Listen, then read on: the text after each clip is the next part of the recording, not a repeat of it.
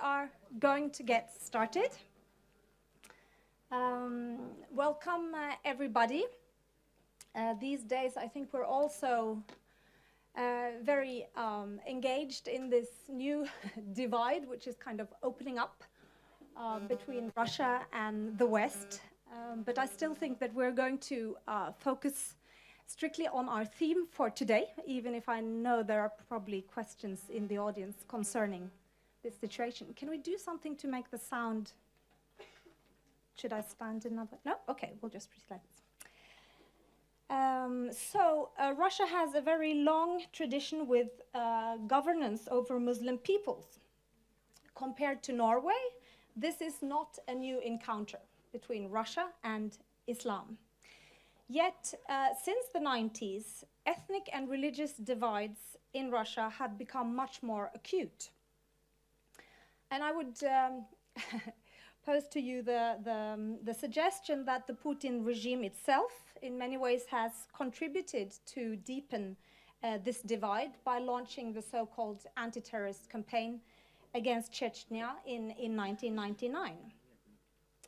And the radicalization of Islam, of parts of Islam in Russia is in many ways a consequence of Russian warfare and failed governance over Islam in Russia.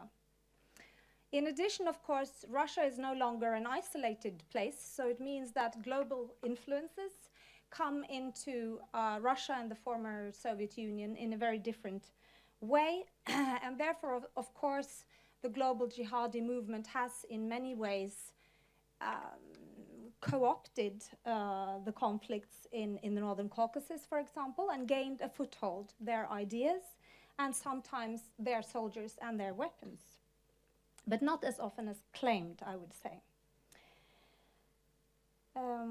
And today we see this kind of globalization of Russian Islam with the presence of fighters from the Northern Caucasus in Syria. And if we move back to the North Caucasus region, we can also see a very, I would say, important for the dynamics there, new divide opening already for quite a long time between more traditional forms of Islam and these more foreign radical forms of Islam. And on the countrywide level, one observation which I've made, and I'm sure everybody who follows Russia has made, is that the articulation which comes out of the Kremlin of what Russia is has suddenly turned much more Russian nationalistic in a way, emphasizing Russianness, orthodoxy, and so on. And when this kind of articulation comes together with quite brutal anti-extremist measures, there is a big danger that not only radical groups in Russia, but also more moderate Muslims feel like foreigners in what is supposed to be their own country. And this, of course, is exacerbated by the fact that propaganda in Russia is very, very strong and has been for a long time, maybe particularly concerning anti-extremism measures and the situation in the Northern Caucasus. So today we are very, very happy that we have with us three excellent experts who will talk to us on these themes, and they will also cover the theme of the Crimean Tatars, which is now, after the annexation of Crimea, part of Russia, for the time being at least. And they will comment on the dynamics beyond the Northern Caucasus, the spread of radical Islam to, amongst other places, Tatarstan and the Volga region, and the issue of propaganda and how propaganda works in fueling these conflicts.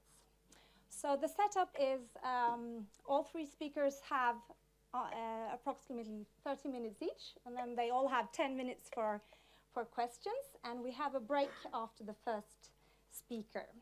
So our first speaker is Akhmed Yarlikapov. He is a senior research fellow at the Institute of Ethnology and Anthropology at the Russian Academy of Sciences in Moscow. A very, very hearty welcome. He will speak on the topic of development of Islamic trends in the Northern Caucasus. Welcome. Thank you.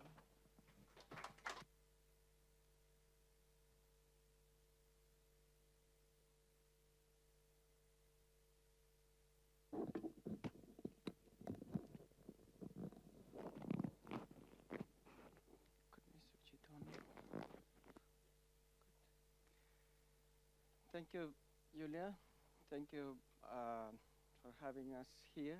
It's a big pleasure to be being here and sharing our ideas, thoughts, and knowledge. Yeah, I will talk about the development of Islamic trends in the Northern Caucasus in 1989 and 2014. I'll try to give you the whole picture of what was going on with Islam in this very important region. So the geographical frame, I think you all know what is North Caucasus. It's usually described as a mountainous region, but maybe more than half of territory of North Caucasus is not actually mountainous. And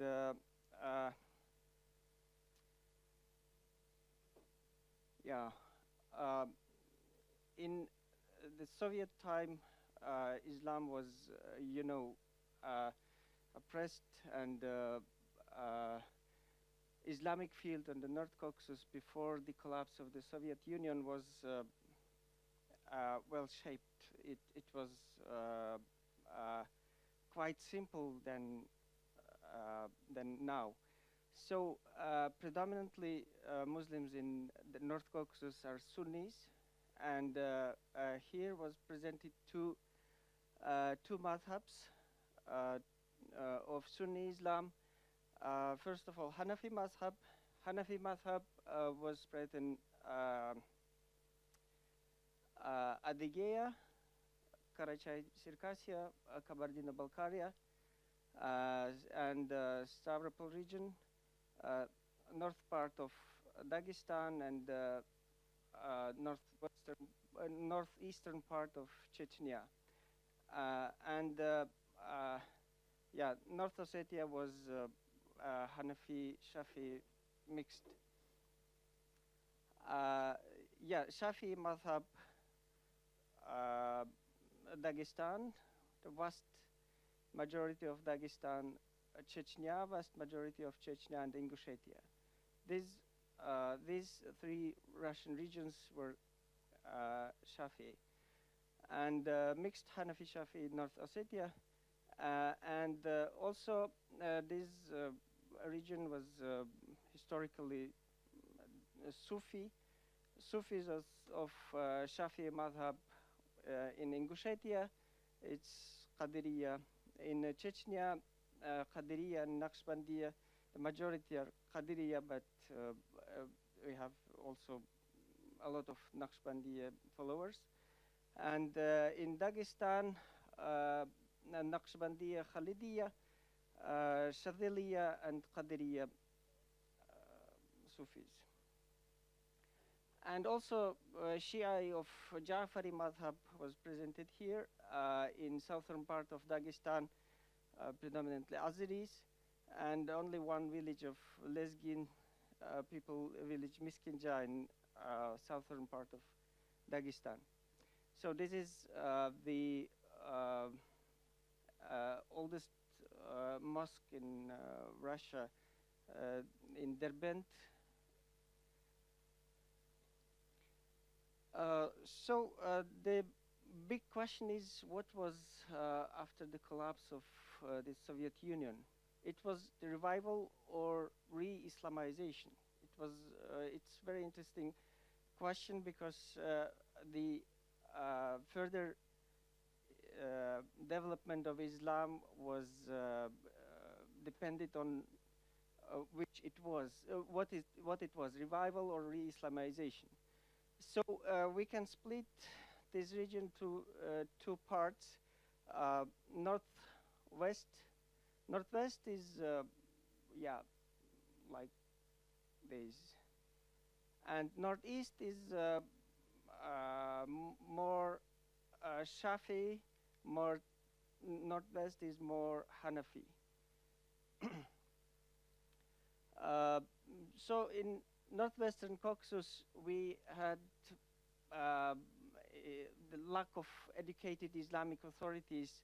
For example, muftis, effendis, or mullahs.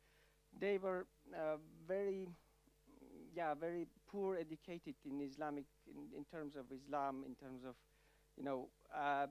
sometimes here in last Soviet times, we had mullahs which even didn't read Arabic, and they wrote Quran by Cyrillic scripture, and it was very strange, but the majority maybe of mullahs here were very poor educated, and communities were very deeply secularized, and Islam was considered only as a part of ethnic identification.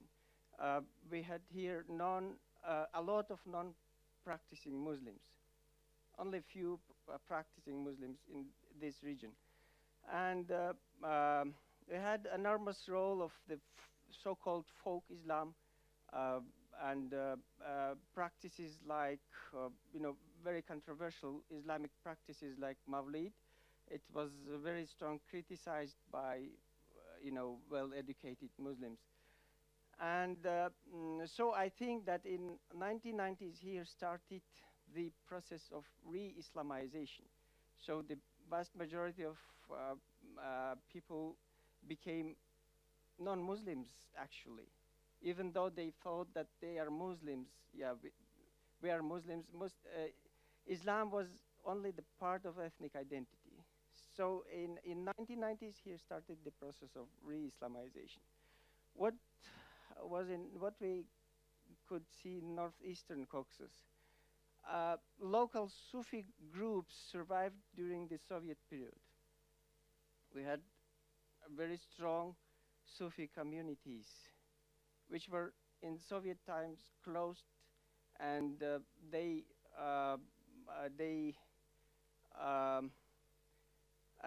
also Dagestani ulama survived, and Dagestanis, which is very important, saved the system of Islamic education. It was very old-fashioned. It was isolated from the trends in other Islamic world. But it is very important that they saved this system of Islamic education. And it was very vital to, reproduce Islamic tradition here. And in Chechnya and Ingushetia, Islam was tightly connected with ethnic and social institutions. And we have to know that Chechens and Ingurs were deported in Stalin times, and in deportation, Islam became more stronger, connected with these ethnic and social institutions. And so I think that after 1989, here started the process of Islamic Renaissance. So Islam, it was allowed to openly be Muslims and practice Islamic practices. So it was the process of Islamic Renaissance.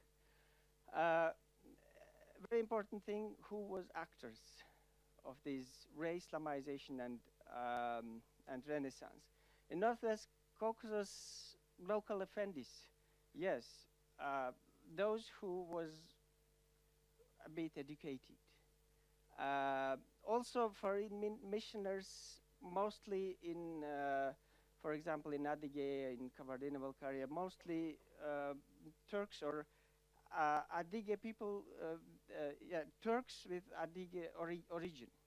So they was working in Adige in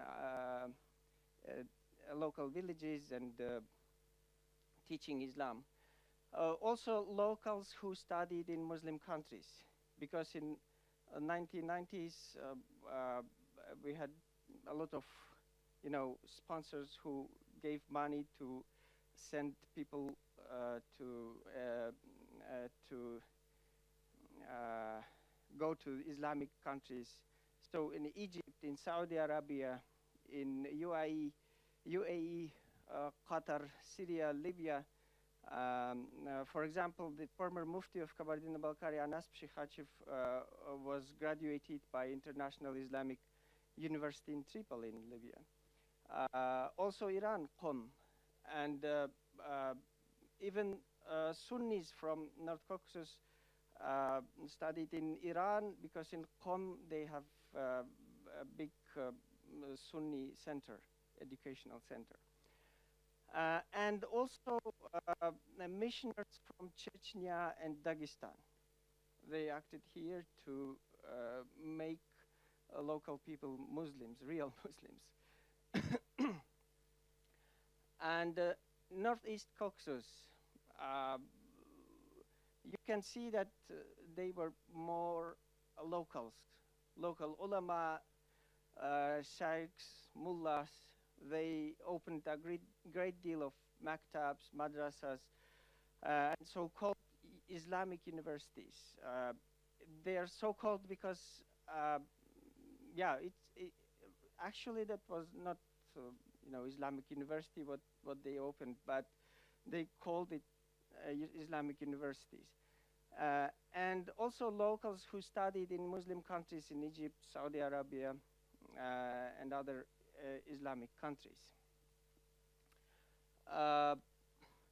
So the Islam became a political factor in North Caucasus immediately after the collapse of the Soviet Union. And we had here only one real Islamic political party, Islamic Party of Renaissance, which established in the Soviet Union in Astrakhan in 1990. We had here a lot of people from Caucasus when it was establishing in Astrakhan. So North Caucasians were very active in creating this party. Two leaders, the leader of party was Dagestani Islamic scholar Ahmad Qadi Akhtaev, and the members of Council of Ulama of this party, Dagestanis, Abbas Kebedov and his stepbrother Bahauddin Magomedov. But it's very strange that North Caucasians, they were actively engaged to this process of building party. But in this region, in North Caucasus, Islamic Party of Renaissance was not successful. We didn't have any, cell, in any working cell in the whole region. And party in 1994 ended his existing, So, but who was successful in political sphere? In Dagestan, Sufis became the political actors, the real political actors. Experts say that circa half of Dagestani parliament consists of the followers of Sufi sheikhs, mostly Said Afandi al-Chirkawi, even though he is not alive, but his community is very big and influenced. In Republican level in Dagestan, there were several ministers former Dagestani Minister of Interior, for example, and former Dagestani Minister of the Nationalities. In municipal level, Sufis occupied some important positions in local administrations. And sometimes local imams are also the head of administrations.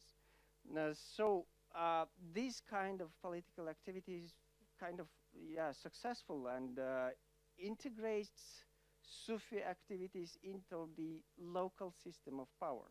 So they are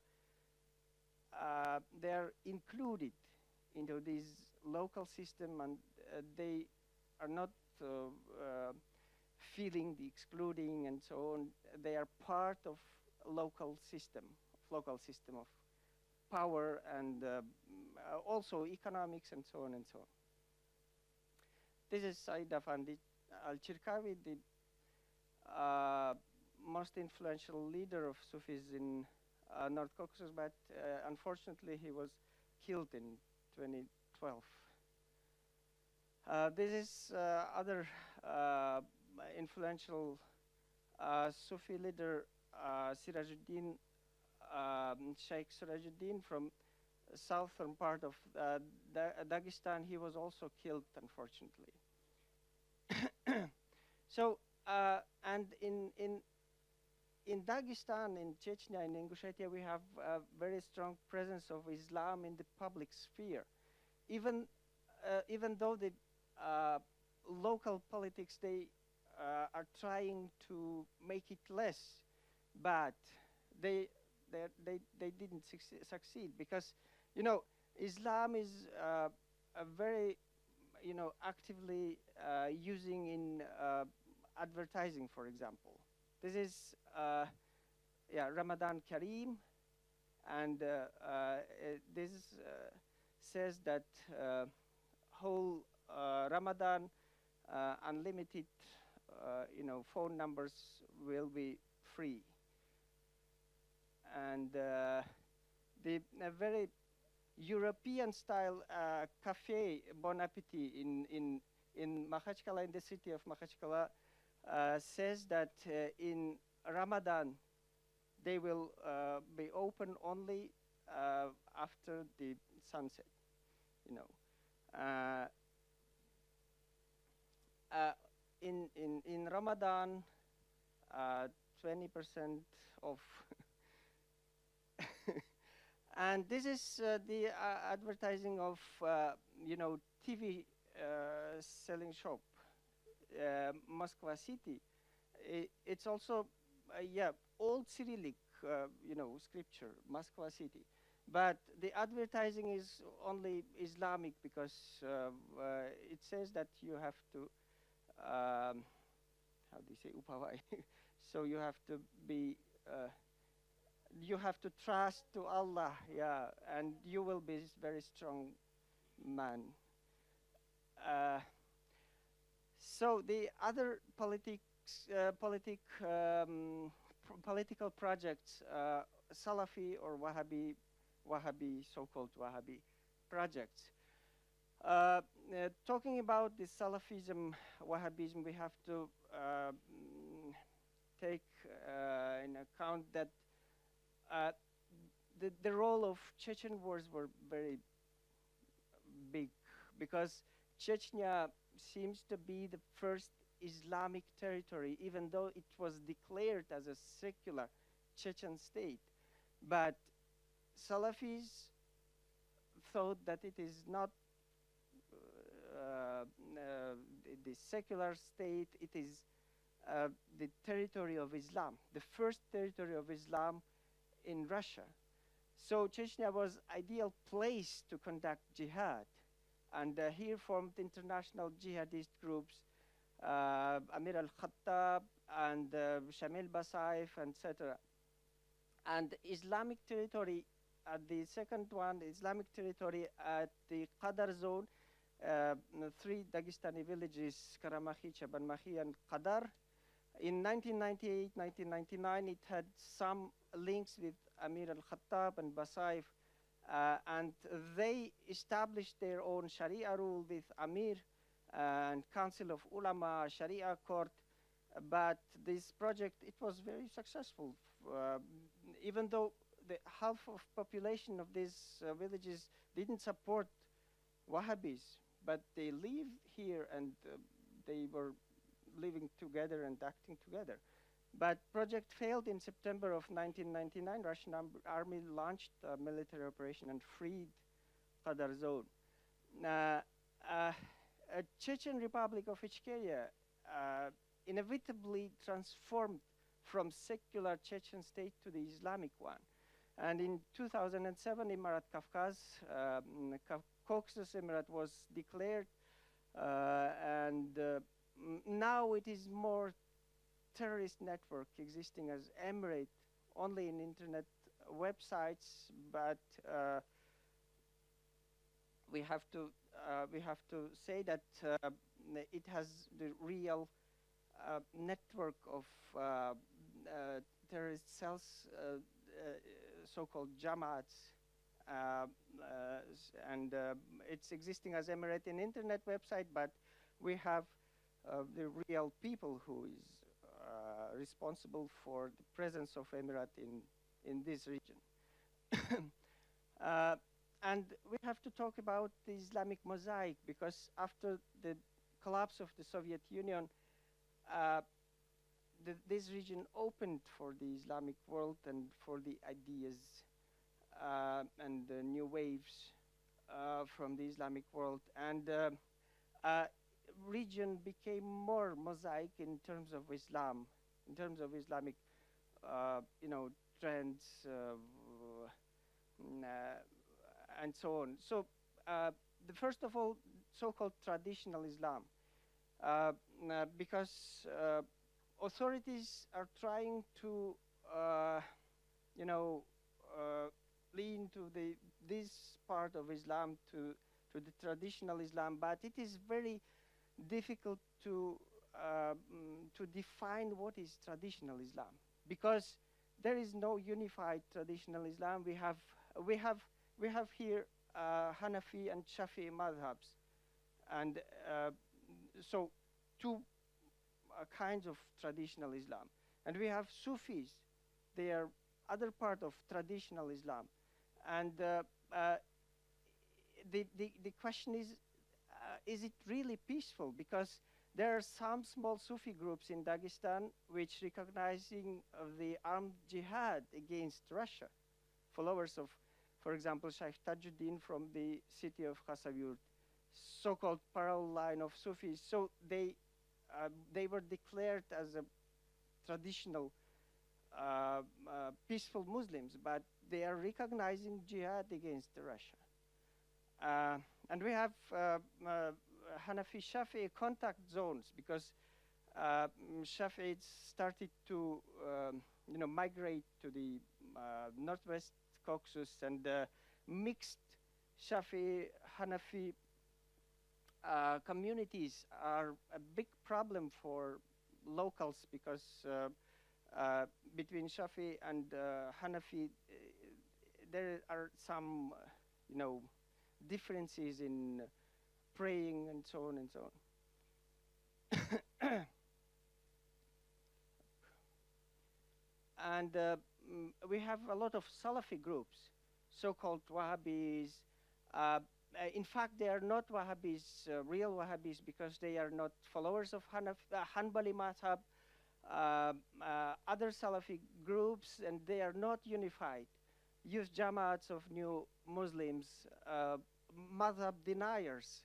They are the particular part. Salafis of Dagestan, Islamic Scholars Association, Ahl Sunnah wal Jama'ah. Some small groups have links to Waziristan even in Pakistan, and their leaders say that they have sheikhs there. And we are witnessing now growing hijrah moods.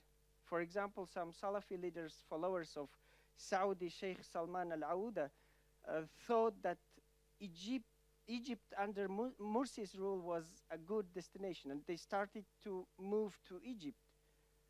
And after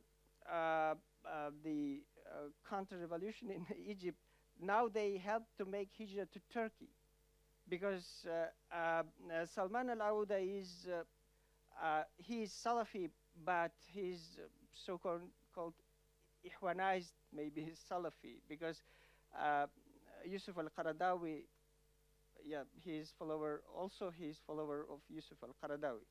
So that is we are witnessing very interesting processes in Muslim community in North Caucasus.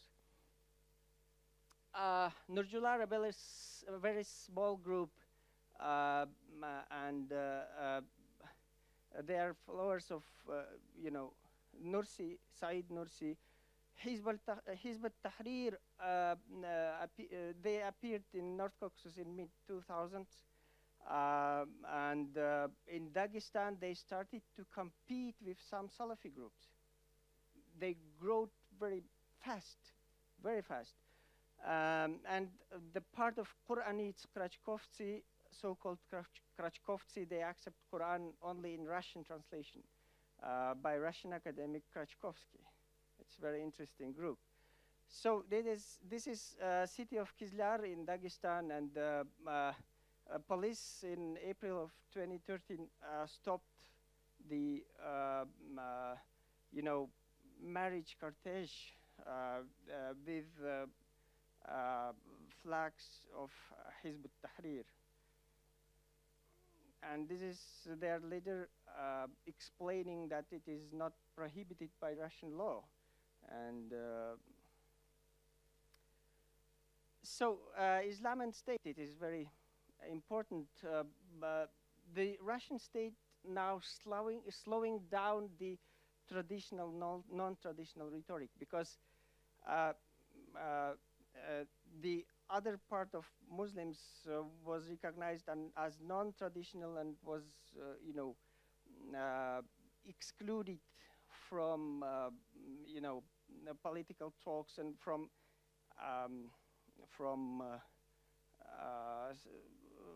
even from society, and it was very, important thing which caused radicalization of Muslims in North Caucasus. So now state is trying to slow down, and initiating Sufi-Salafi dialogue is very interesting experience, because in 2011,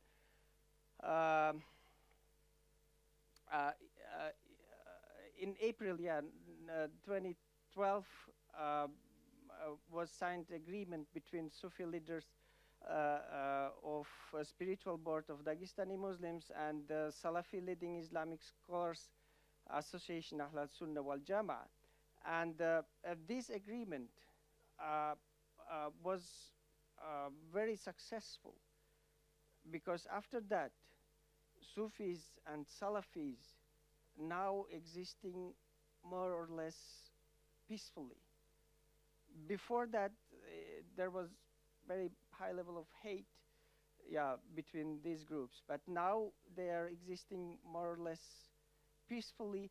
And in 2012, in August, was killed Said Afandi. And it is very big question who killed Said Afandi.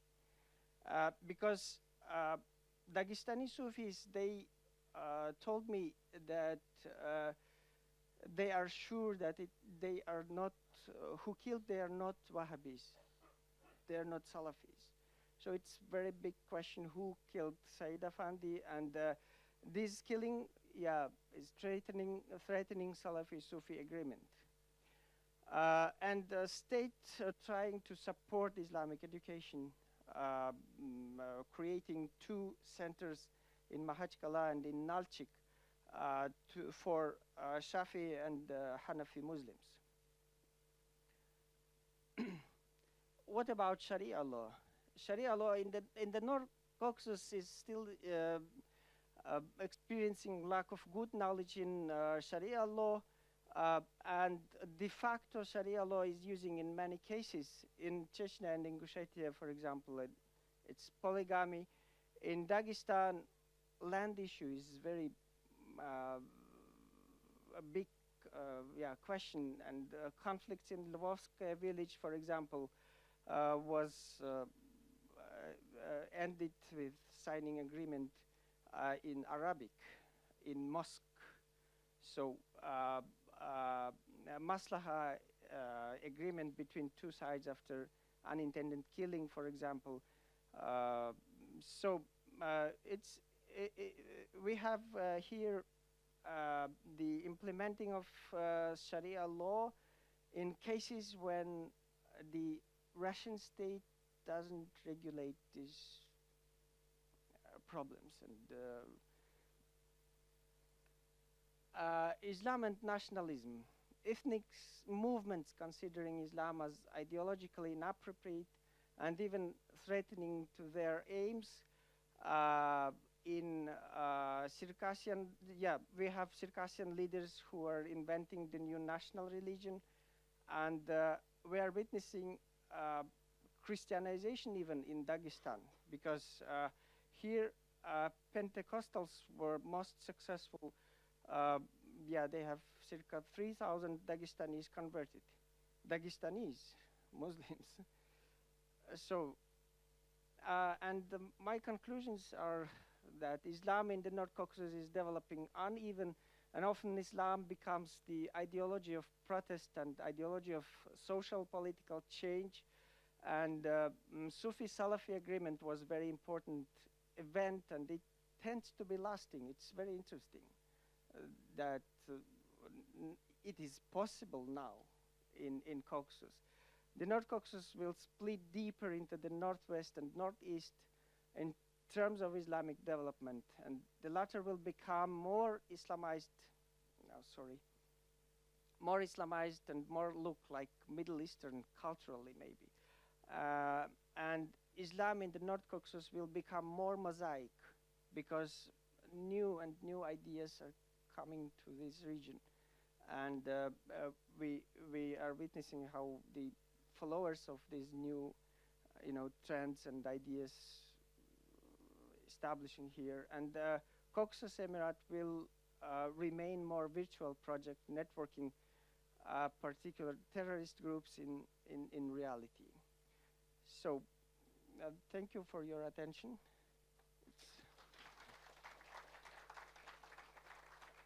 Thank you very much. That was very comprehensive and a lot of information that we need.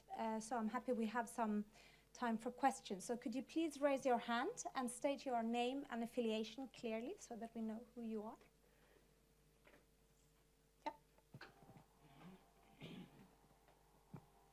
Hello, my name is Ekaterina Klimenko. I'm working with Stockholm International Peace Research Institute in the Security and Development in the North Caucasus project. My question regards this agreement between Sufi and Salafi. What do you think made it possible? What factors contributed to the fact that these two groups could conclude this agreement? And what is necessary to keep it going so that it's not broken in any other case? And also, what, in your opinion, would be the best Russian policy, of the Russian Moscow policy, to decrease the degree of radicalization of Islamic groups in the North Caucasus? Thank you very much. Thank you very much for your question. Dagestan made a long way to this agreement because there were a lot of hate between Sufis and Salafis and a lot of killings and violence between these two groups. And in 2010, then President of Dagestan, Magomed Salam Magomedov, he started the dialogue into the Dagestani society.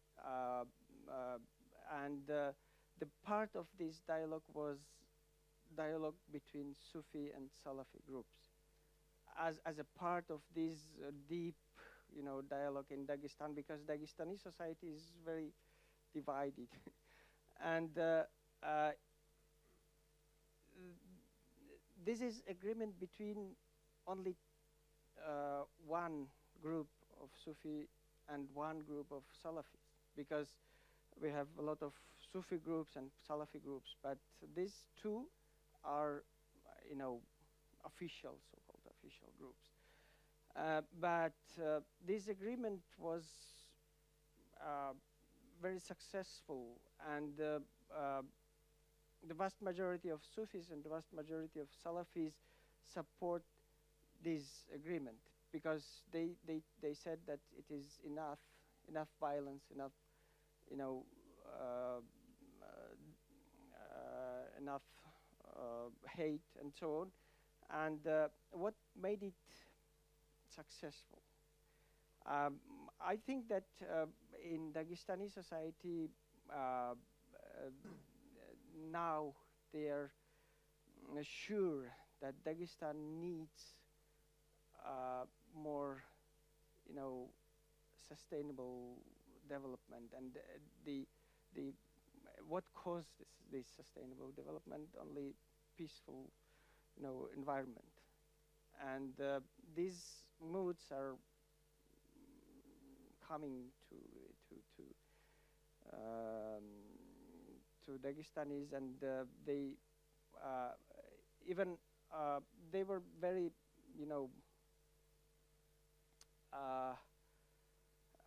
even Sufis were very anti-Wahhabist, anti-Salafist, but now they agree to slow down this hate speech and to make this agreement more, lasting.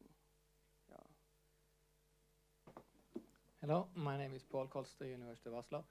Thank you for a very interesting talk. And I was particularly intrigued by your information that the Pentecostals are able to make inroads into Dagestani society. Yeah. I would assume that if the Christian missionaries were recruiting, they would be doing so in the western part of Northern Caucasus. So I wonder what social groups or what segments of Dagestani society are they able to recruit from? And from the Sufis, from the Sunnis, or from the secularized city people, whatever. But also, even more important question would be, how is the reaction of the Muslim authorities to this? And we know from other Muslim countries that it's strictly forbidden for a Muslim to convert to Christianity or to any other religion. That they may, in the Middle East, tolerate the traditional Christian groups there, but never a convert, an apostate. So I want, is this a sign that Dagestani Islam is much more tolerant than in the Middle East, for instance? No, it's not the sign that the Dagestani Islam is more tolerant, but Dagestani society is very, they have a lot of ethnic groups, a lot of, other groups, and it's not unified. Even Islam is kind of mosaic, here. So the Pentecostals are successful here because they are starting to, for example, translate Christian texts into the local Dagestani languages, and they started to teach Dagestanese from schools and from schools, and so and they are trying. Even they are trying to make propaganda in mosques, because they have the special Eastern translation of Bible, which started with Bismillahir Rahmanir Rahim, and all prophets named in Islamic way. So Sulaiman and Isa and Musa and so on. And but they in 2010, their leader, ethnically Dagestani, Avar, he was killed in Makhachkala, and it is not so easy for them to act there. But 3,000 converts, it's a very big number for Dagestan. Yeah. Is there one final question before we move on? Oh, yeah.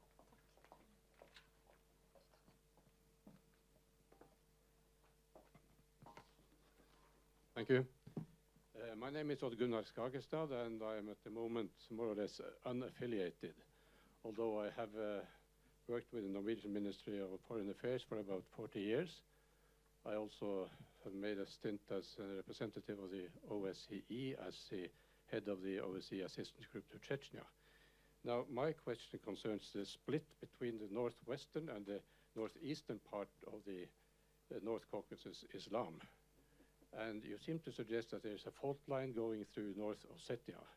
Am I correct in assuming that North Ossetia is actually where you find the split between the northwestern and the northeastern part?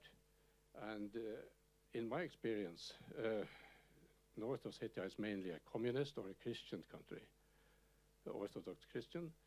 Are there any Muslims in North Ossetia? And in that case, what kind of affiliations do they have? Mm-hmm. Thank you. Thank you for your question. Yeah, in North Ossetia we have two part of Muslim, ethnic part of Muslim community. First are Ingurs, ethnic Ingurs. They are Shafi'i, and ethnic Ossetians. Maybe 20% of Ossetian people are Muslim. Maybe historically, maybe they are not practicing, but they are Muslims, and they count themselves as Muslims, and they have Muslim names and so on. And they are Hanafi.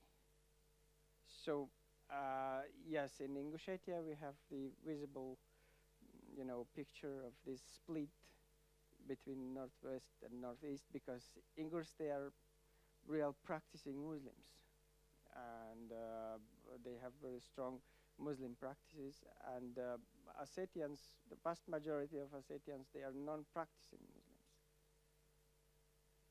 Yeah. Okay, so thank you very, very much. I'm sure if there are any further questions, we'll have a break. But first, we will hear, I think, from Alexey Malashenko from the Carnegie Institute in Moscow, and he will speak on Islam in the Volga region and in Crimea. So, welcome, Alexey.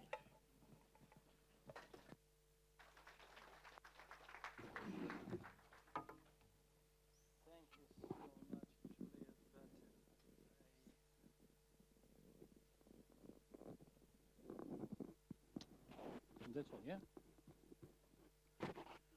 Julia, I thank you so much, and I'll try to give you a little bit broader picture of Islam. Caucasus has been already mentioned, and I'll speak about Volga River, about Siberia, northern part of Russia, and indeed I'll try to present you a short appendix about Crimea. So the equation is huge, but anyway, I'll try to put myself in a half of an hour, yes? Well, the question number one, how many Muslims we have in Russia, in Russian Federation? Nobody knows, as it was before. Approximately the number is equal to 20 million, maybe to 21, including migration. Migration from Central Asia, from Caucasus, I mean from Azerbaijan. Maybe less, maybe more. As to number of Russian Muslim citizens, maybe 16 million, maybe. Some let's believe to this figure. And the rest is a migration. Migration from Central Asia, as I told, well, they say something about 4.5 million, but nobody counted. The statistics on this topic is very poor, very poor. Oh, well, if if we try to make some comparisons try some parallels between Caucasus and the rest of the Russia, Muslim Russia, practically the same trends. There is a radicalization, politicization, competition between so-called traditional and non-traditional Islam, and Islam is a tool for social protest. Of course, Siberia, it's not a Dagestan. That's no doubt. However, there is an expression, Dagestanization of Tatarstan.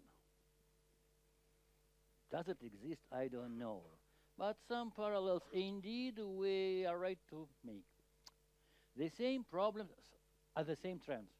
But I don't want to exaggerate. I don't want to tell, as some official experts in Moscow or in Kazan, capital of Tatarstan, used to say that we are on the eve of Green Revolution. They lie. But however, at the same time, we have to take into consideration similarity of the processes in the whole Islamic Russian Commonwealth or community, as you like. Before we used the term Volga River region when we spoke about Islam. At the moment, I think we should be right to use another notion, another expression, Volga-Ural, some region.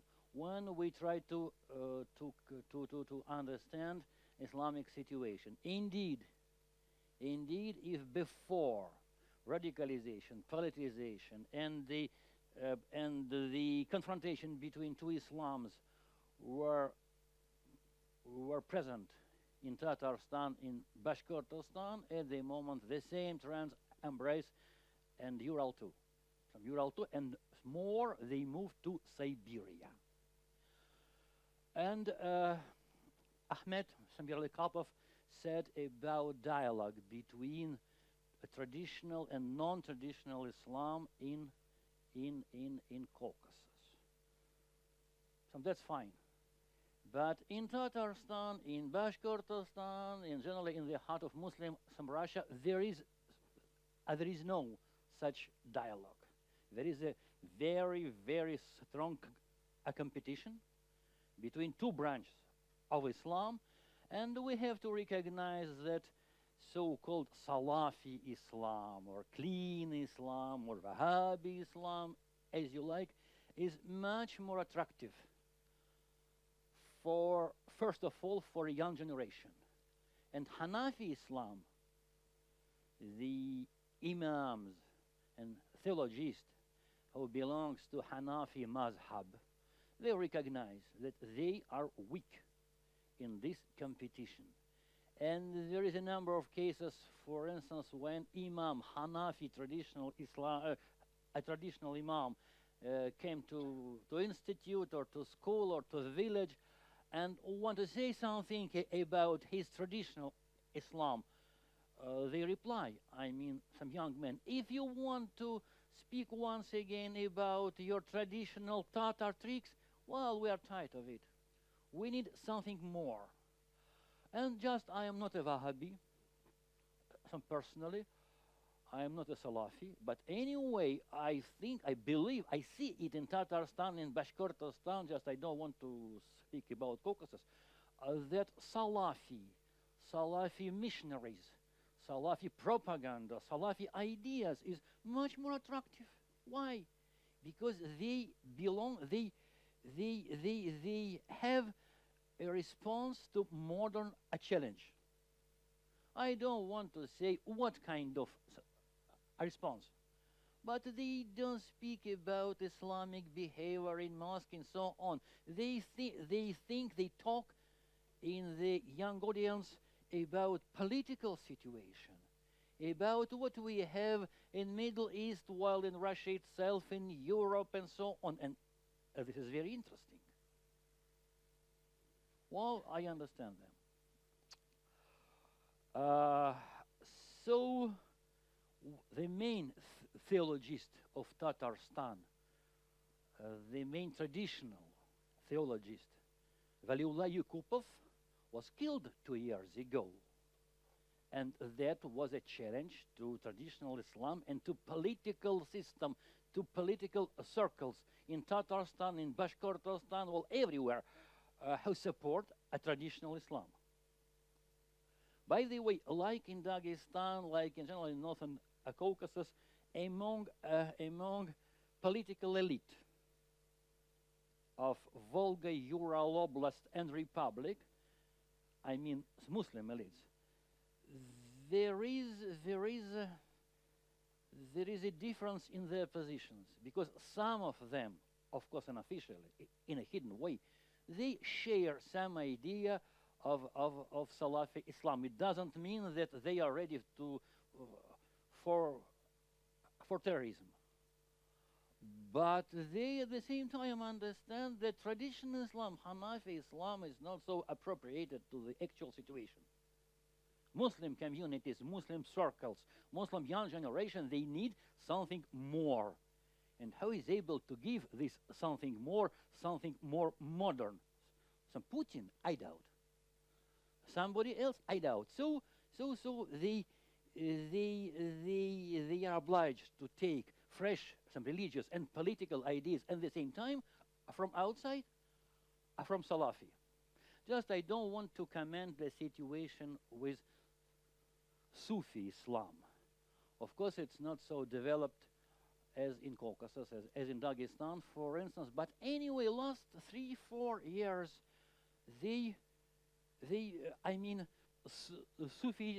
some ideologists, they began to receive a certain popularity. Sufi Islam, very old, very traditional, also Islam. In Bashkortostan and in Tatarstan, it's become more and more popular. I don't know about its future. Maybe it won't achieve the big success. But anyway, it's another trend. It's another trend. So, some radicalization, politicization, and confrontation between Islam's, between traditional one and Salafi or Wahhabi, as you like. But now let me, I'm sorry. Let me move to the map for a couple of seconds. Some just to shock you.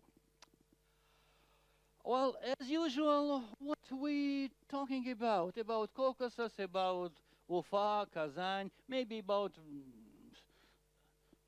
Moscow and so on. No, more and more we read publications. Well, we some there. So we meet with all kind of some Muslim people or non-Muslim people, but we begin to talk more and more, discuss Islamic problem on this territory. 3 years ago, it sounded as a stupidity, as a something impossible.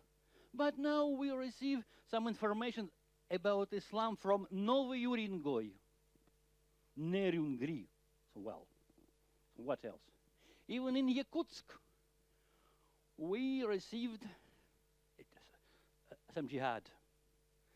But in Yakutsk, in capital of the Republic of Yakutia, there was the only one mujahid, only one. His name, as I'm not mistaken, is Abu Ad-Darda, and who became a mujahid in Dagestan, in Karabudahensky rayon, but he came to Yakutsk. It sounds like a joke, but I repeat, before we never discussed the problem of Islam in Siberia and on the northern territories of Russia, by the way, full of gas and oil. This year, in January, I was in China and I was asked, what about Islam in Nizhnevartovsk? Some Chinese who pay a lot of attention how to develop this territory in a Chinese way, they think about possibility to encounter their Islam. Also, it sounds like exaggeration, but it moves. It moves. It moves because of migration. domestic migration, people from Caucasus, from Dagestan, who are moving to the north, and from Central Asia. One remark. If 3 years ago we dealt as usual with people who came from Uzbekistan, Tajikistan, Kyrgyzstan, and we called them, well, so this bloody Uzbek or this bloody Tajik. Now we deal with Muslims more and more. People who come from Central Asia to Moscow, to Siberia, to everywhere, their identity is becoming more and more religious. And even Putin, despite his problems in Ukraine, he began to understand it. Not Tajiks, not Uzbeks, but Muslims. And we have everywhere, in Tatarstan, in Moscow, in St. Petersburg, communities, not national communities or ethnic communities, but Muslim communities. As example, in Yekaterinburg, Muslim community composed with Uzbek and Kyrgyz, who are fighting against each other in Central Asia. But in Yekaterinburg, they established a Muslim community, the Muslim international communities. And these migrants, more and more, they work in Siberia and on the Northern Territory. I repeat once again that we have no real and reliable information. Sometimes I hear that in Novy Urengoy, half of the population is Muslims. I don't believe, I don't trust. But anyway, I can admit that it could be 20% or 25 or 30%. It means that demographic situation in the rest of the Russia and not in Dagestan is moving to Islam. Well, I repeat, it's a normal. It's a normal because some Russians needs additional population wall in these territories. But however, the social, the demographic, the cultural situation is changing. It's not a threat, it's a reality. But how to work with it? I repeat once again, in Kremlin they began to think it. But at the moment, of course, they think some more about Ukraine.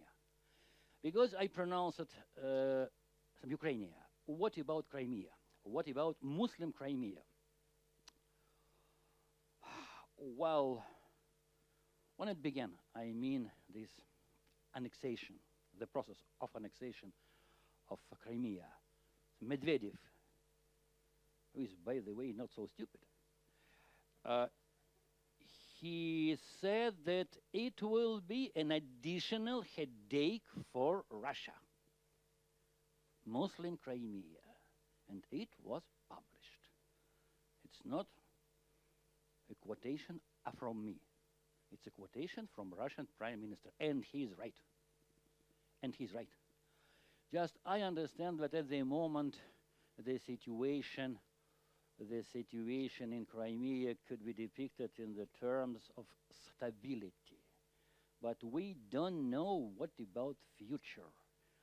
However, it's very well known that the majority of Tatars, despite Russian official propaganda, aren't satisfied with that they became a part of Russian Federation. And Russian Federation, who is successor of Soviet Union, it creates a feeling of some danger. I don't believe that in a couple of years Crimea could be compared with Switzerland or Sweden or something else. That will be very poor territory with all kind of social, political, economic, and national problems. And in that case, and I'm sure, of course, the Islamic component, Islamic factor, will perform a significant role. Just I don't want to predict a collapse of ethnic relations in Crimea, no. But as we know, there are ties with local Muslim, some radicals, and they exist indeed, believe me, with people from Turkey, from Caucasus, and so on. Don't forget, The Tatars, they participated in Chechen war. They organized hospitals in Crimea. And Mustafa Jamilov, who was a head of Majlis, he put on his wall the portrait of Samdudayev. So there is a mutual understanding between radicals. It's not something like a total jihad, but it will create problems for Kremlin. It will create, of course, problems on the Crimean soul, and we have to be ready for it. We have to be ready. Well, if you have additional some question about some Crimea, I'll try to answer. But anyway, the lack of information and the propaganda, it creates a certain wall. And just I have 5 minutes maybe, or not. So just I forgot to tell you one I mentioned radicalization in Siberia, in the Ural, in Volga, Ural, and so on. How could we prove this process of radicalizing? The presence of radical Islamic organization. First of all, Hizb ut-Tahrir, who came from Dagestan, whose member was expelled by Islam Karimov, our dear Uzbek president. He expelled a majority of active members of Hizb ut-Tahrir, and they went not to Turkey, not to Dagestan, but to Russia, to Tatarstan, to Bashkortostan, to Chelyabinsk, to Novosibirsk, to Irkutsk. What else? There is a map of circles of Hizb ut-Tahrir. 2 years ago, even a year ago, well, I forget, the number of cities in the Russian Federation, some not in Dagestan, but in the Russian Federation itself, was something about 60. It means in 60 Russian some cities, just I don't want to speak about rural area, but some cities, there are circles of Hizb ut-Tahrir. Of course, they will not start jihad tomorrow morning, and they will not explode so well Putin. No. But this is a process. This is a presence.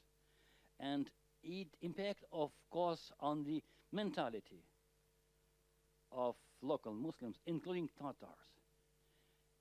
They could work as a social political factor of protest. What they did, by the way, in Kazan, in Naberezhnye Chelny, in a number of cities of Tatarstan, as well as in Saratov, what else? Nizhny Novgorod, and something else, yeah? So, radicalizations. Radicalizations, and to my mind, it's also normal, because if we deal with Islam, we have to recognize that Islam, it's not well, some daily breakfast. It's a religion with some radical, with the idea of radicalism, with the idea of protest, and we have to deal with it. Just, I have no conclusion, because it's a process and it will continue, but one thing I want to believe, but maybe it happened, indeed, something began to move in the brains of Russian political elites. They begin to understand that it's impossible to make Islam totally subordinated to Putin, to Kremlin, or somebody else.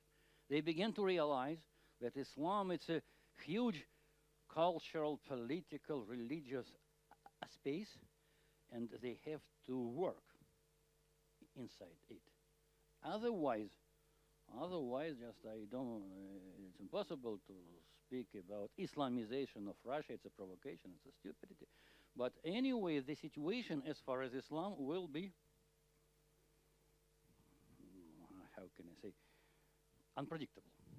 So that's all. So thank you.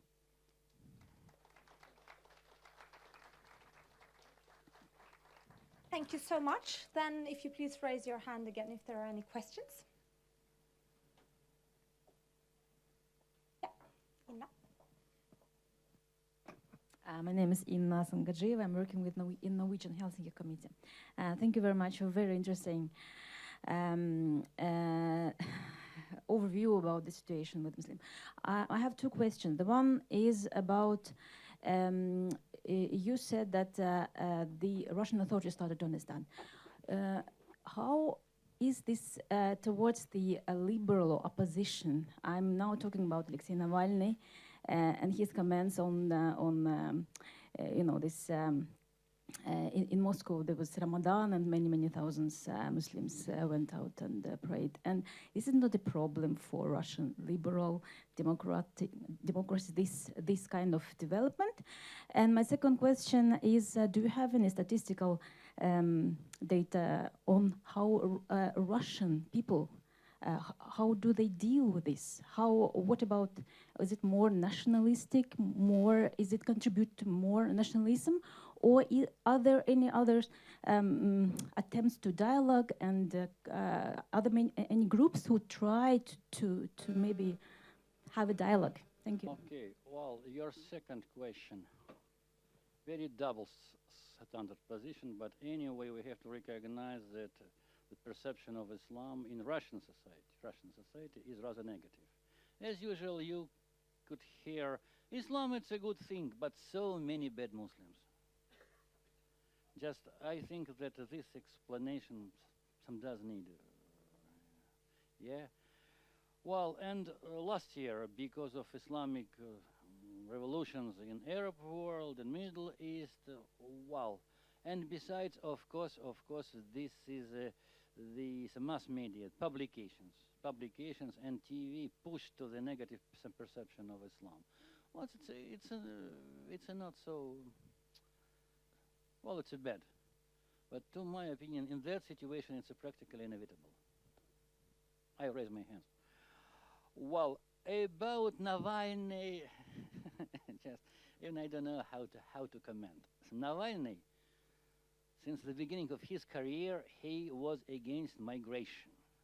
What migration means in Russia? Migrations of Caucasians, some domestic and Central Asians. Who they are? They are Muslims. Yeah. Besides, there is a religion, how could I say? Besides, there is a tension in big cities, in particular in Moscow, because of a lack of mosques. A majority of inhabitants of Moscow are against the mosques. But believe me, Russian capital badly needs a number of mosques, well, maybe 10, maybe more. Otherwise, it creates a mutual irritation when some people, some see in streets, well, crowds of Muslims. Something has to be done. I asked some Sobyanin, some last year. It was in October, and he said, well, we don't need mosque, because in that situation, if we do it, we'll create additional conditions for migration.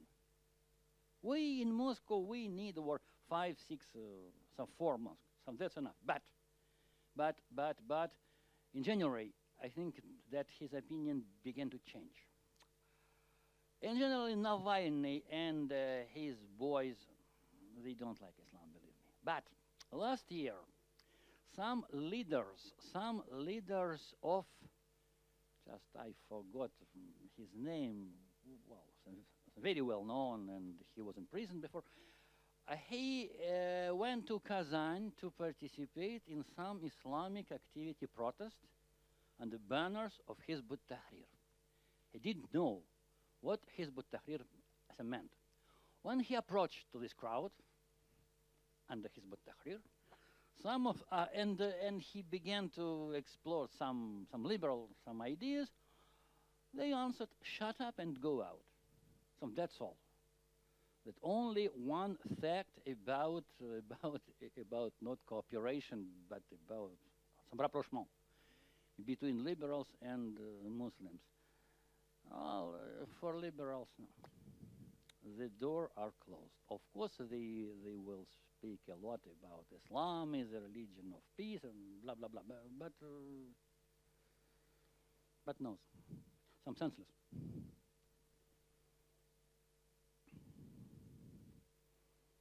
Thank you very much for your very interesting presentation. I'm Ekaterina Klimenko from Stockholm International Peace Research Institute. My question regards in one of your publications, you called North Caucasus internal abroad, внутреннее зарубежье. And my question is, with all these trends of migration, of more Muslim people coming to Russia, do you see appearance of other territories being as internal abroad within Russia? Thank you. Thank you. Your question is a very important, and it's a question for not today, but for the future, because indeed there is an idea that that in some years we'll see a certain territories inside Russia, in Siberia, in Ural, with another mentality, another culture. Because a lot of experts think that when people from Central Asia come to Russia, they want to keep their mentality, they want to keep their style of life. Of course, there is another branch, another groups who wants to become not Russian but citizens of Russia. But the idea of emergence, some enclaves with non-Russian mentality, it is very vividly discussed. And I can admit that it will happen. By the way, in Moscow, 2 times, Muslims group attempted to establish or to re-establish Muslim rayons, some Muslim enclaves, but they failed. But it's possible. It will be very dangerous, but it's possible.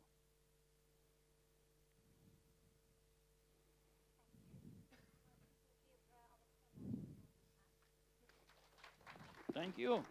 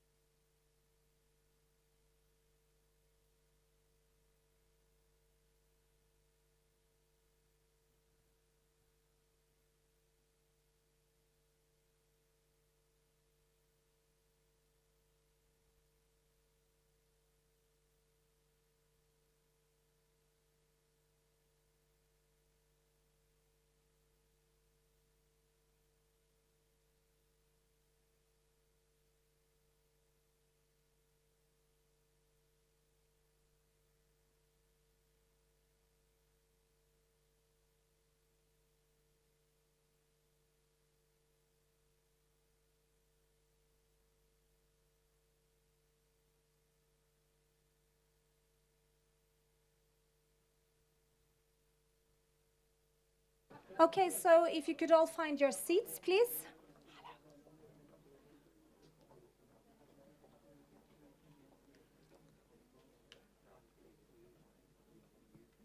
Just wait a couple of seconds till people sit down.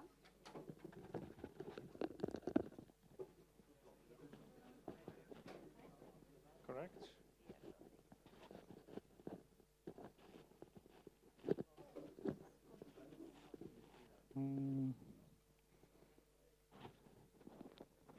Thanks. Okay, so our next and final speaker is Grigory Shvedov, editor of Caucasian Not, who will speak on terrorism and propaganda in the Northern Caucasus. We're looking forward to listening to you.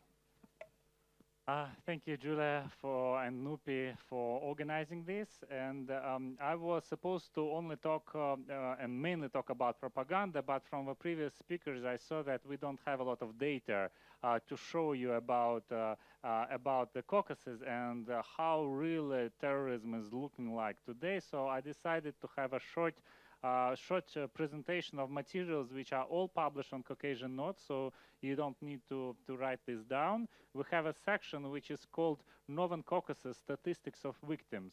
In Caucasian Note is a media which operates in 20 regions of the Caucasus. We calculate every person who have been killed or wounded among civilians, among law enforcement officers, among those who are called terrorists, rebels. We don't know how many of them are really terrorists and rebels. So we can show you, and all of this information shortly translated into English because we're mainly Russian media. These statistics we present in infographics. Some we are able to translate into English as well. I want to show you the numbers.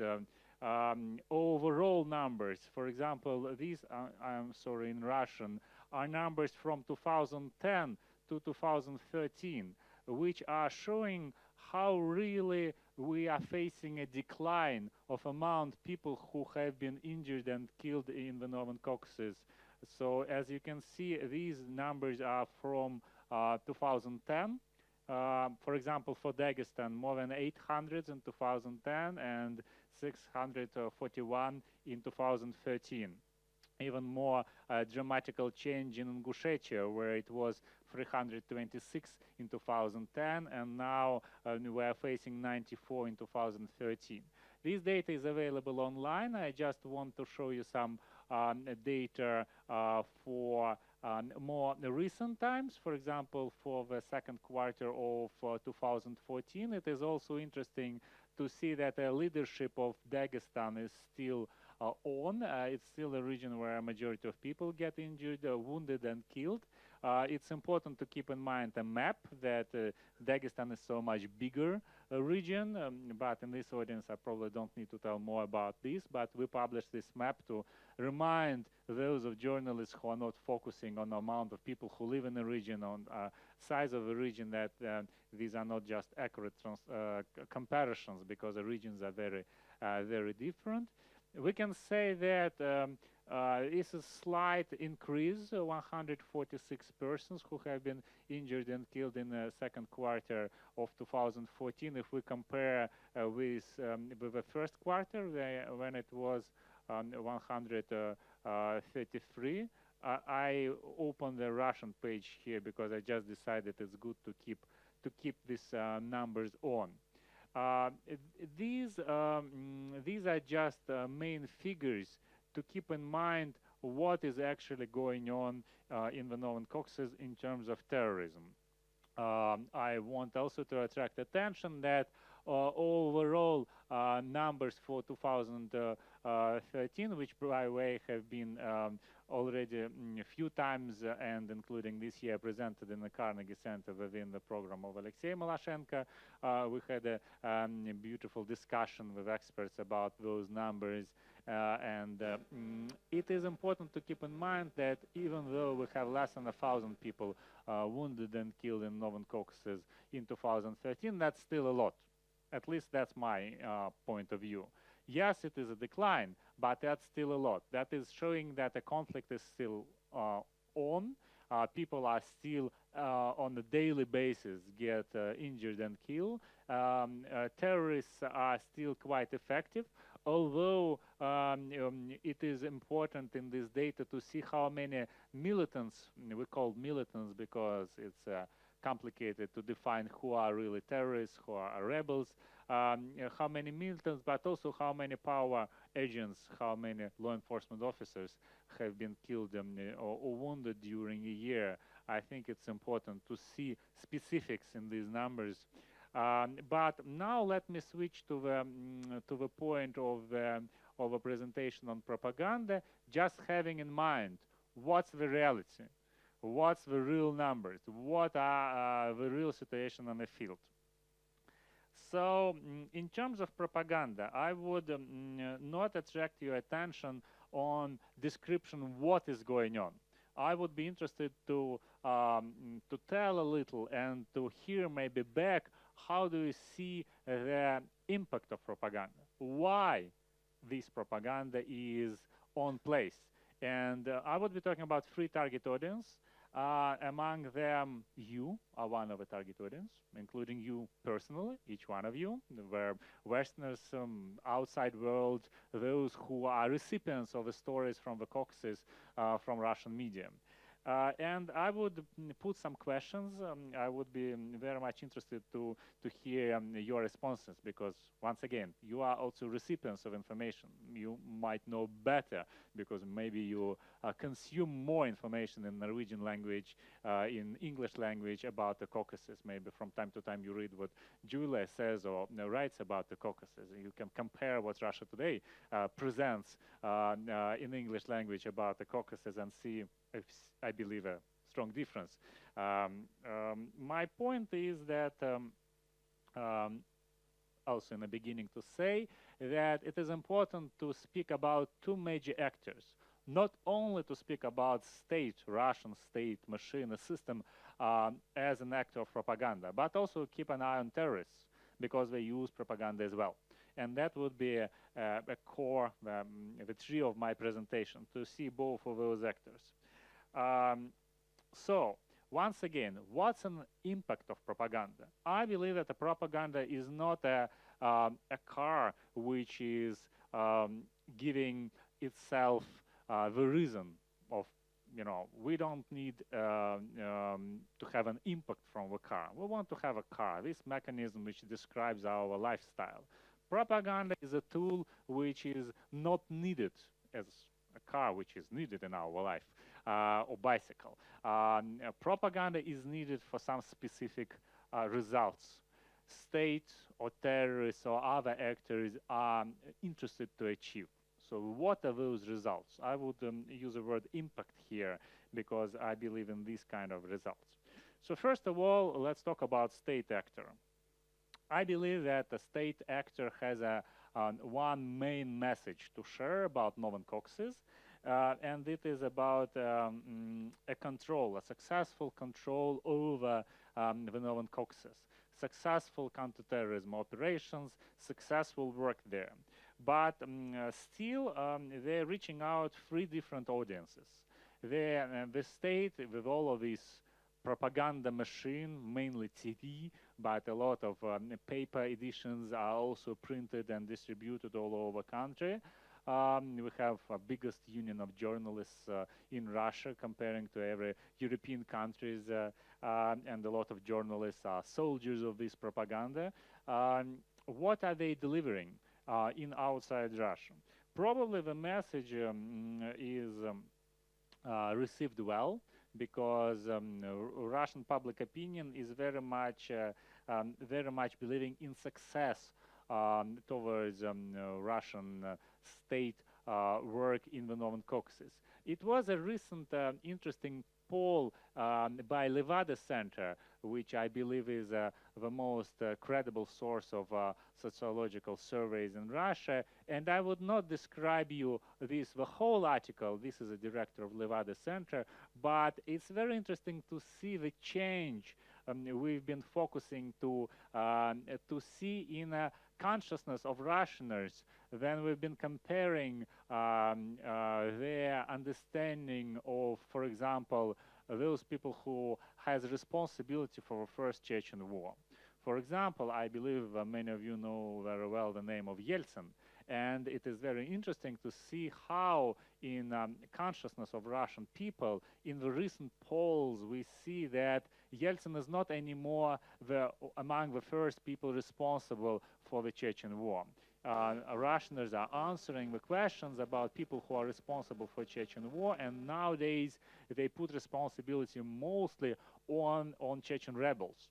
Yeltsin came somewhere in the end of the list. He's not anymore a person who opened the war, and not only Yeltsin personally, but also Russian officials. It's very interesting to see also in this article, you can read more about this, how Russian people think about today's realities. A few years ago, Russians have been very critical about corruption in the North Caucasus. And not only corruption, but many other problems of the North Caucasus. Currently, they don't see it anymore as an issue. They think corruption is under the control. God knows from where this information came. Because even in Russian propaganda, there is not too many stories about good corruption control projects in the North Caucasus, because there are no good corruption projects in the North Caucasus. But somehow Russian people start thinking differently. And we know this from independent polling. All Russian polling was done by the Levada Center. But we can talk more about this if it would be interest for you. But what about North Caucasus? What's the message of Russian propaganda machine even in the North Caucasus? Maybe Akhmed and Naima would, contribute to that. Maybe they think differently. I believe that a state, because they are from the region and know better than me, what's a real message. I believe that for the state it is important to deliver the message and get a result, get an impact that they are the monopolist, the only actor in the region. There is nothing else. If you would switch the local TV, you would certainly not get another voice. You would certainly not hear anything else than what state want to tell. On any of the TV channels, which would be local, which would be federal, you would not hear anything else. But it is the most important, not that you would not hear anything else, that it would be no different speaker.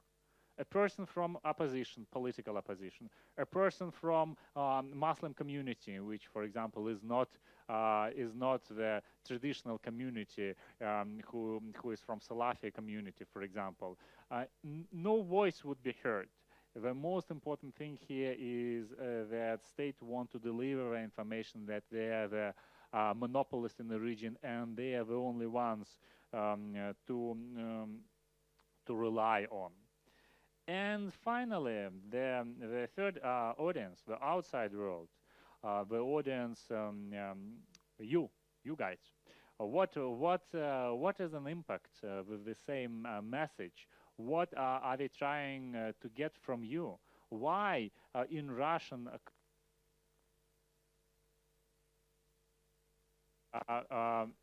Okay. Why it is so much funds spent on a different language TV channels? I guess maybe even more than in the Soviet times, since the technologies become more expensive. Why Russia today such a huge project is still needed? What are they trying to tell you? With all of the criticism which Western society probably still has on progress of Russia in democracy, probably from what I hear a lot outside of the expert audience, it is the same idea of success, that Russia is successful. Russia is running Olympic Games. Russia is developing its own economical field. Russia is independent. Russia is strong. The idea of success, it is very well delivered, I think, outside. There are critical voices, but still the machine, of a part of propaganda machine which works on the outside world is trying to show the region as a region of peace. And partly, I need to admit, we need to see that there are some successes. For example, in the Sochi Olympic area, there were no attacks, there were no explosions. Even during Sochi Olympic Games, it was no attack in any of the region of North Caucasus or elsewhere in Siberia. As we heard from Alexey, Malashenko, and Akhmed, Yarlikapov, there are so big communities and different people who are radical, operating, and can be found even in Yakutsk. But during the Olympic Games, nothing was happening. And this is a way of organizing successfully, I need to tell, what was done from point of view of counterterrorism. But let's switch to much more interesting topic, to the propaganda which is set up by the North Caucasus. They are very successful, I believe, also in reaching out. What is the propaganda of North Caucasus? That I want to tell a little bit more now, because you probably are recipients of the stories about Russia from the state, but not too many stories you can hear from the North Caucasus here in Norway. The latest changes in the statements of the leaders of this terrorist unit are quite strong. You know probably that it was recognized publicly that the previous leader of the North Caucasus, the terrorist unit, died. Unclear how he died. Was he killed? Was it just a death? But it was from the fall of 2013 widely discussed, and in this year it was already recognized by rebellion themselves. They got a new leader which came with different statements, which are widely used in a propaganda of the terrorists. Some of those statements, for example, include a ban on suicide bombers. One of the very important aspects of activity of North Caucasus and other groups which are strongly working in the North Caucasus is the use of suicide bombers. We have a strong list of a few hundreds of suicide bombers, and by the way, they are listed on Caucasian North, who have been organizing these explosions and attacking different targets. You probably know about the attacks in Volgograd, which happened before the Sochi Olympic Games. So one of the statements of North Caucasus is idea that it should be stopped. And that's interesting, because that haven't happened earlier. Another thing is about idea that women should be excluded from those who attack. And that's also an image they probably try to deliver about themselves as about someone who is more human. That, you know, if attacks are organized, they shouldn't be carried by women. Civilian targets are also now currently described as some targets which should be moved, and probably other targets should be picked for the attacks. And this is also a serious change, because from the time of Shamil Basayev, the most famous rebellion leader, civilian targets have been for years one of the really important part of the attacks of rebellion. And finally, how I understand the message of North Caucasus, and there are probably other ideas about that.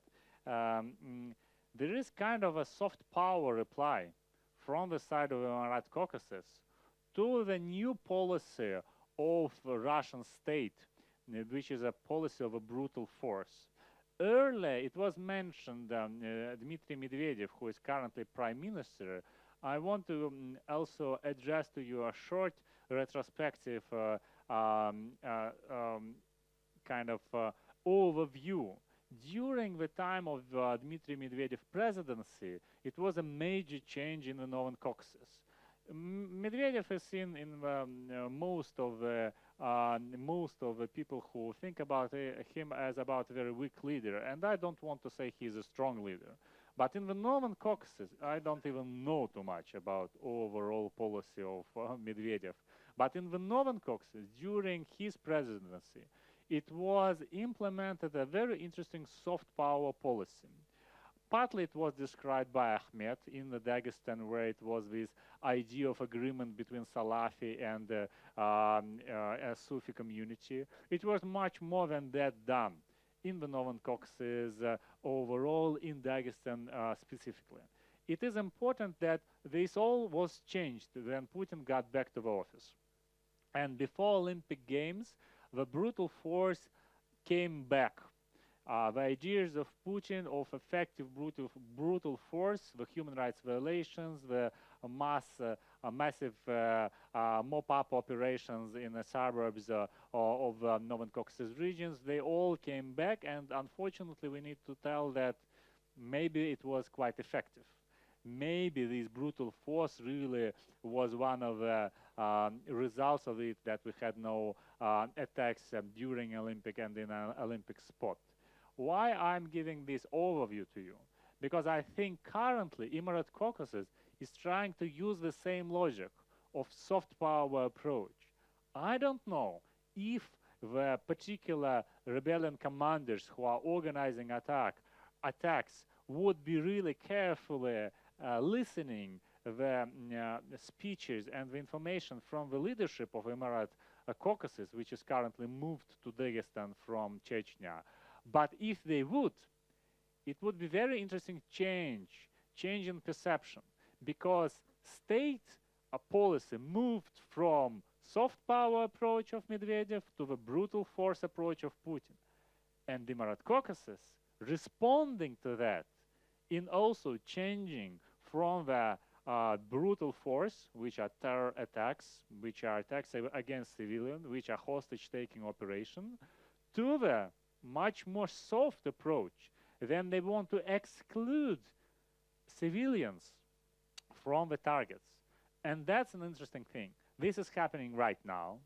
Maybe today, tomorrow, it would be attacks on civilians organized, which would show that these all have been just a part of propaganda and it is not followed by the action. But maybe it would be really implemented. So far, we at Caucasian Note are focusing on each attack. And so far, after those propaganda speeches which have been made by the leaders of Emirate Caucasus, have not been happening attacks on civilians. Even on the contrary, attacks on the military convoys, which have not been happening for years, started to happen in the region. So that's how I would describe overall propaganda of rebellion and what is the reason of it. But let's come back to our target audience. What average people of Russia can get from propaganda of terrorists? I don't know if you've been following the speeches and presentations of the leadership of the terrorists, but in mentioned Alexey Navalny, who is still a famous opposition leader in Russia, even though he's almost in prison under domestic arrest right now. Maybe you have not been following that the previous leader of Emirate Caucasus was trying to building a bridge between him, Mr. Umarov, and Alexey Navalny. He was not particularly talking about Navalny mentioning his name, but he was referring to the actions of opposition in Moscow. Actually, Umarov set up a moratorium for also civilian targets during a time when Navalny in Moscow was organizing a protest, it's not mine.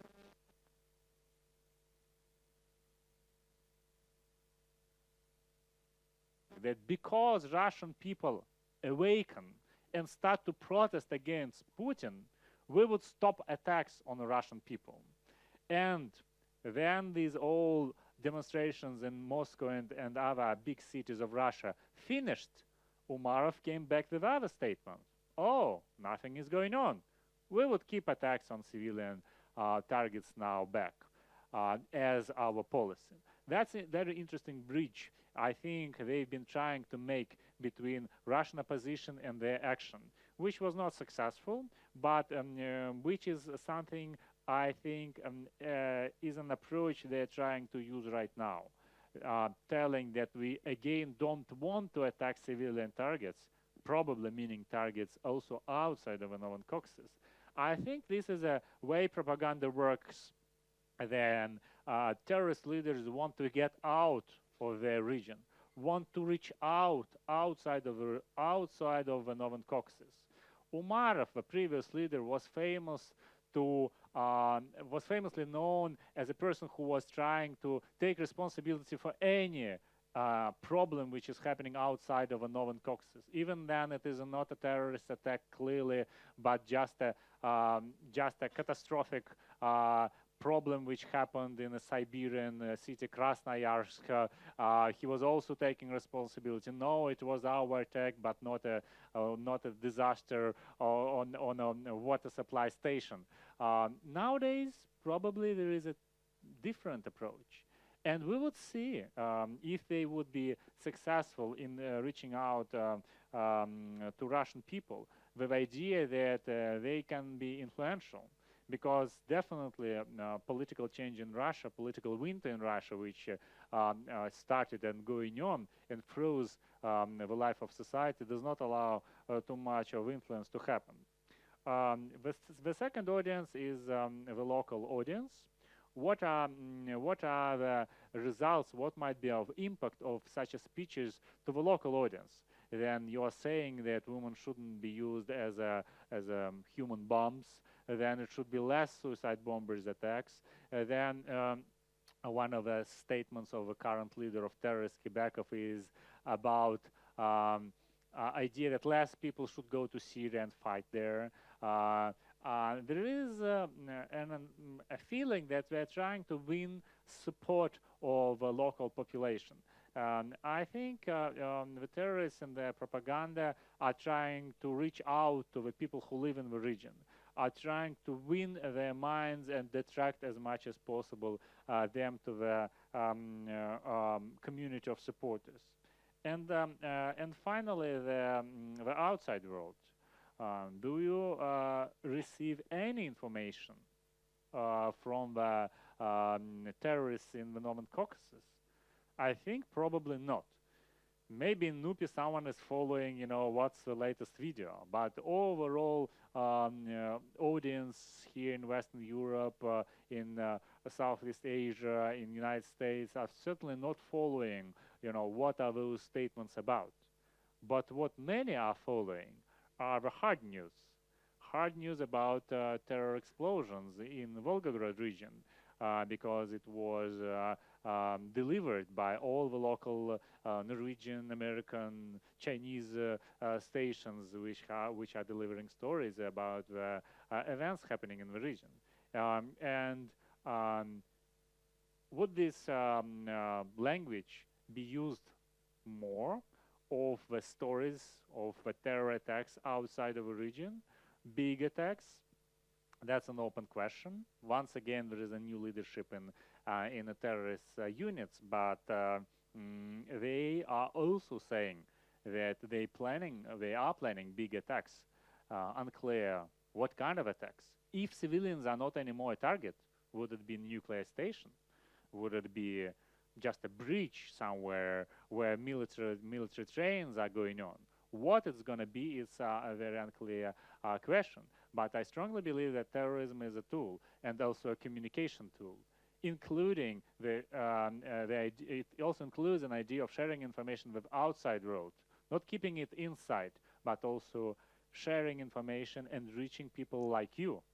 That's how it works. That's what I believe in. My time is finishing right now, as far as I see, and my conclusions would be that both state and terrorists, not only state, are using manipulation, but who is more effective in that? I believe that terrorists in their propaganda, in their manipulation, are much more effective in the North Caucasus. I believe that there are still dozens of thousands of supporters of idea of jihad supporters, not those who are participating in anything. Supporters because they are buying this propaganda. And maybe terrorists are quite effective in their propaganda in outside world, especially when there are such an attacks as one which happened before Olympic Games in Volgograd region. But state propaganda looks like much more effective in Russian regions, as we saw from the survey of Levada Center, as we see from the attitude of Russian people who don't care too much about those regions. What this would mean? This would mean, if I'm right in my conclusions, that North Caucasus would be more and more separated in a people's mind, in the mind of Russians, from our country. It would be more and more ghettoization is going on, and that would mean, if all would stay as it is right now, that the terrorism would have a better and better ground to develop. Thank you.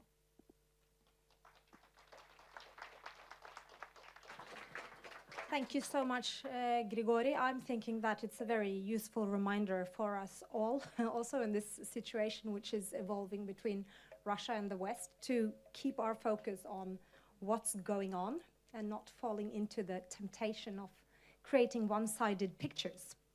So we now have some minutes for questions. Please raise your hands.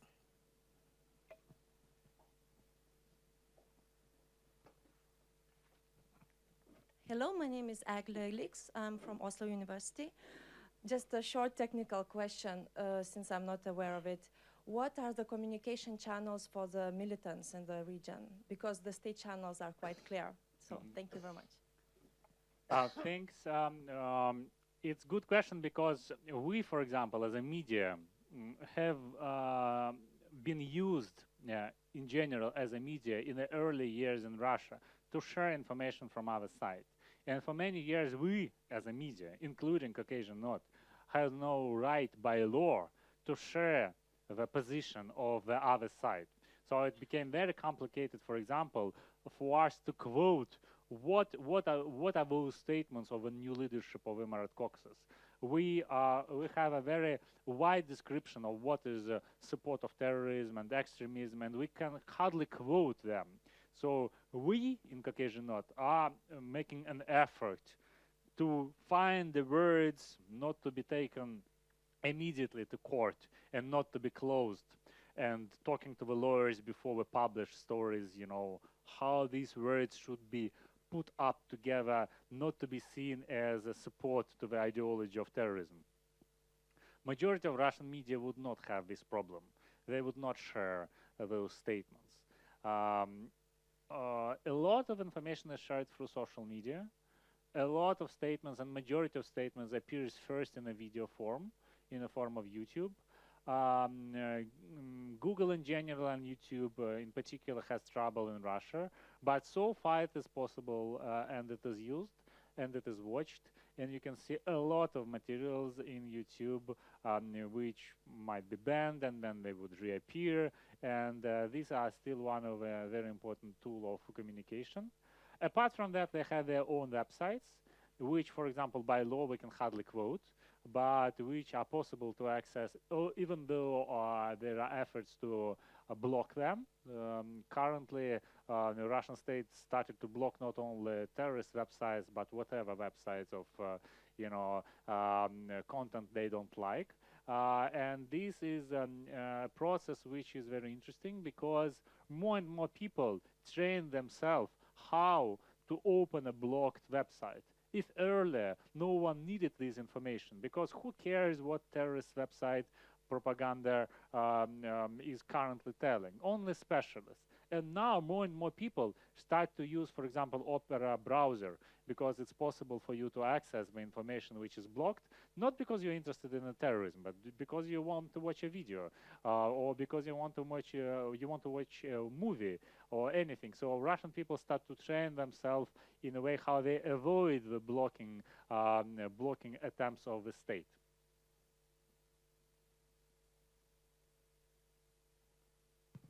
Thank you very much for your presentation. I'm Ekaterina Klimenko from CIPRI. My question regards the state propaganda, I mean Moscow official propaganda. Is there any difference for the information that goes to the people to Russian people outside Russia? I mean, in Russia and in the North Caucasus, is there any like a difference of information that goes to Russians living in Russian areas and those that are North Caucasus areas? And why do you think Russia is so successful in here? I mean, Russians, and not so successful among the Russian citizens in the North Caucasus. Why propaganda is more successful? Yeah. Well, there is some difference when we need to separate these two layers. If we're talking about the layer of TV propaganda, which is one of the main tools still, and state is much more effective in TV propaganda, we have local stories which are created particular for each region. So local broadcasting, and what is broadcast in Dagestan is broadcasted for Dagestani audience. It is not broadcasted in any other regions of Russia. So there are some stories which are made by the local stations, which belongs to the federal channels. The difference, although is not big, so the idea of success of the state is delivered through the federal channel and through the local chapters of the federal channels. So it's interesting to look at propaganda not only from a point of view we are currently discussing it, but from a point of view of impact, also because no one actually tries to understand to what attempt those huge successes Russian state currently reached in raising the propaganda, much higher than the Soviet level of propaganda, I believe, is really echoing with a level of trust. Those people who listen, for example, things about their own region, for example, in Dagestan, how things are going well, they also live a daily life. And they are not buying this, because they go out to the street and they see what's going on. It's interesting to at some point to any of the institutions to see what the people trust, what happens with the people who receive information by the means of propaganda, but they don't take it serious. They don't plan their action based on this information. Although some part of propaganda is quite effective, then no action is needed. Then, for example, it is just needed to keep in mind some particular formula. For example, Crimea is ours. It's a famous formula which is widespread. A lot of Russians, probably big majority, currently shares this point of view that Crimea is part of Russia, because it does not require you any action.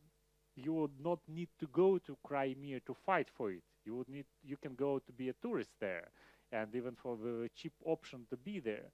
So that's very interesting to study propaganda. No study is currently going on, as far as I see, especially in the Northern Caucasus, because this comparison of the propaganda of state with propaganda over terrorism is also differs on this slight aspect.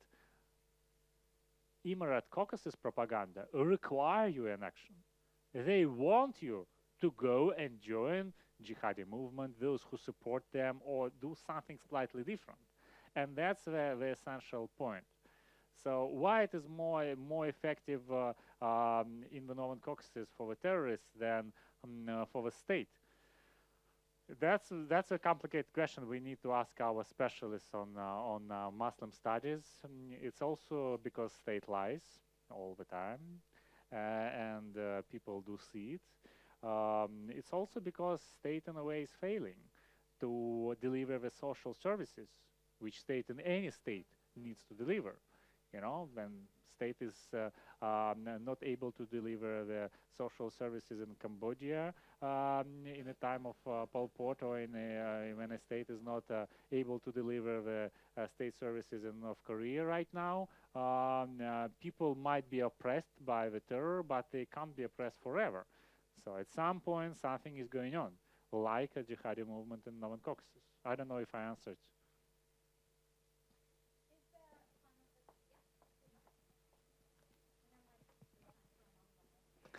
Grisha, thank you very much. My question is, maybe you have partly answered in your previous answer, but my question is about propaganda on the situation in Chechnya, the separatists and these combating terrorism, and Ukraine. That's the right for a state to declare themselves independent. Has there been an attempt from Russian authority media to tell the Chechen people, the North Caucasus people, what is going on? That this is here it was this and that was not, because then it's because it's very interesting in the form of propaganda.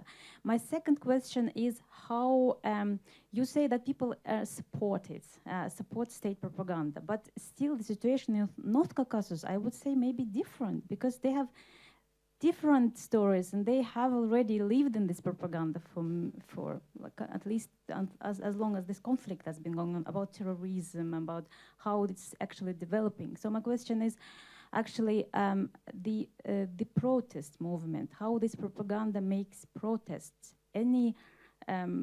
because I'm not sure whether there is really support. Could you maybe clarify? Thank you. Protests inside of Russia or in inside North Caucasus? Inside of North Caucasus. Yes, thank you. Mm-hmm. Thank you. I have a minute, or I have time? 2 or 3. Good. So let me look. So on terms of your first question, I've opened an Ingushetia page because we have quite a story recently published on comparison of Chechen Ingushetian territorial fight with Ukraine. And I even happened to ask this question in an interview of Ingushetian leader Yevkurov recently. So it's very interesting. I can look for it now, or you can also look for it. There is a territory which is by Chechen parliament is recognized by as belonging to Chechnya in Ingushetia. And part of this territory, a lot of Chechen people lived. I recently went to these villages nearby to Chechnya, and after that I asked the Ingushetian president, or head of a region as he's now called, what if the people, these Chechens in Ingushetia, would vote in a way in Crimea people voted, you know, and they want to go to Chechnya, as in a way in Crimea people kind of voted to go to Russia. You know, and that's very interesting, because not too many people think about the impact of, for example, activities of Russia in Ukraine on the North Caucasus. And I already had a debate 5 years ago with some specialists, experts, Russian experts, how much South Ossetian recognition would make an impact on separatism in Russia. And I strongly believe it was a lot of impact. And I strongly believe it's good to point these questions, because there are people who might vote one day, and the change of borders might happen, despite a lot of people want this to be the reality of the region. So it's good to keep an eye, and we have a video from this village, by the way. So that's first point. The second, you've been more talking about the protests in the Northern Caucasus. To what is, if I understood correctly, to what extent the propaganda of Northern Caucasus is reaching also such a result as a protest? Yes, is it correct, to protest movement in the Northern Caucasus? Certainly, some the most stupid propaganda. By the way, I was failing to open this in English. This is particular interview of Yevkurov when he is saying he would himself would like to go to Ukraine and fight there.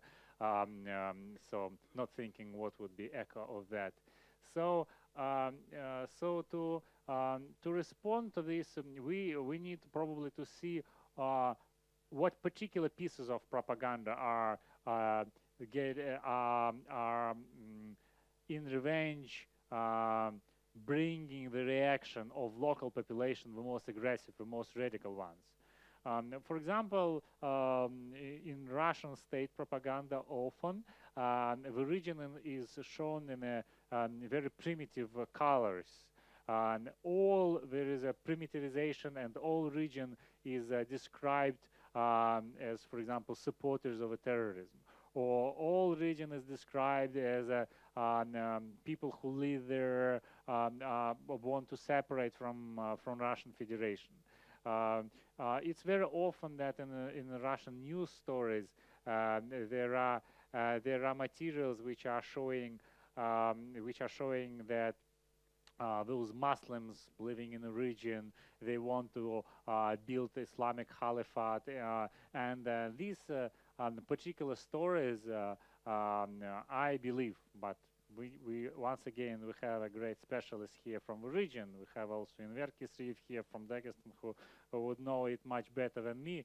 Can really see that these kind of stories, on the contrary, bring a lot of hatred in the population, in the local population. For example, if we look into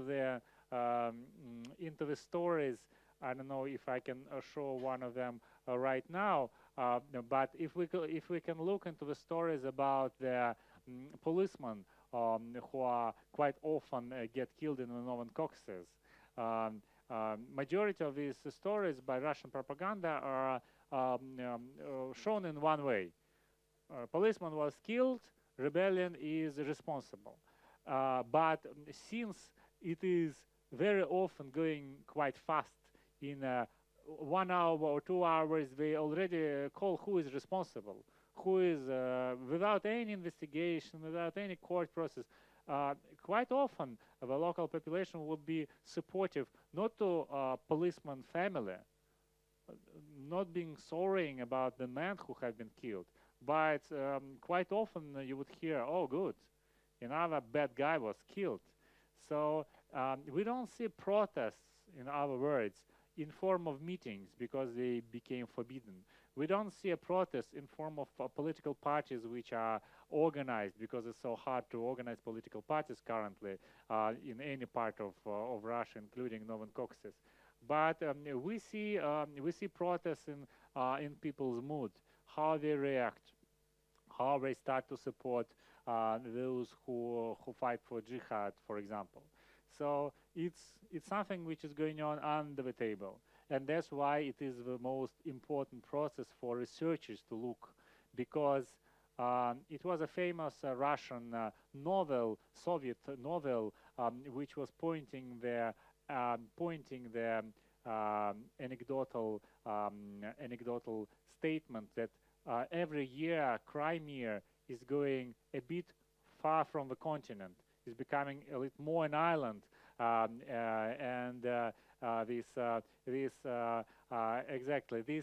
this particular novel is very good image.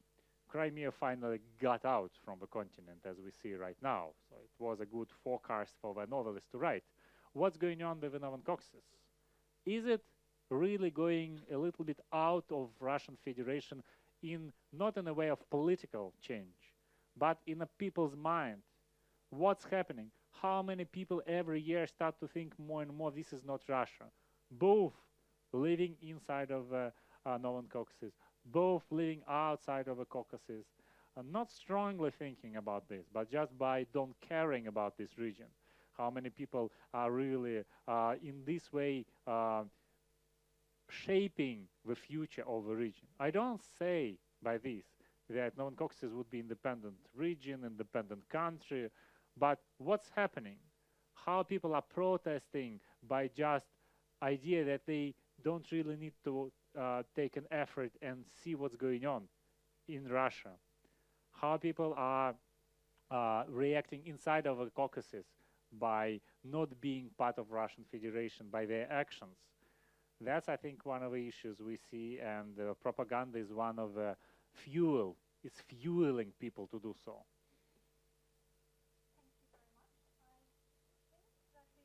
End on that note. I would just like to say at the end, the reason why we have brilliant people here is that we are running a project at NUPI called Dialogue and Learning across the divide, which Grigory is talking about, Russia and the Northern Caucasus. It is financed by the Norwegian Foreign Ministry. So just to have that said, and that we hope that bringing you all here is a chance to link up also with those who are studying and working on the Northern Caucasus in Norway. So please take a chance to connect. Thank you very, very much. Thank you.